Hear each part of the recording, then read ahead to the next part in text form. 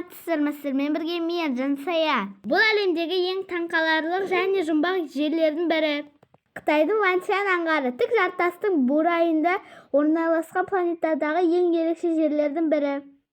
Ежелгі ертегінде қайта жаңғырған көрініске ұқсайды.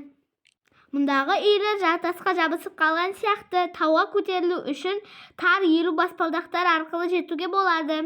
Бұл жердің әр бұрышы ежелгі Қытай аңыздарын баяндайтын өнер туындысы және бірнеше ғасырлық ағаштан жасалған ғибадатхана бар.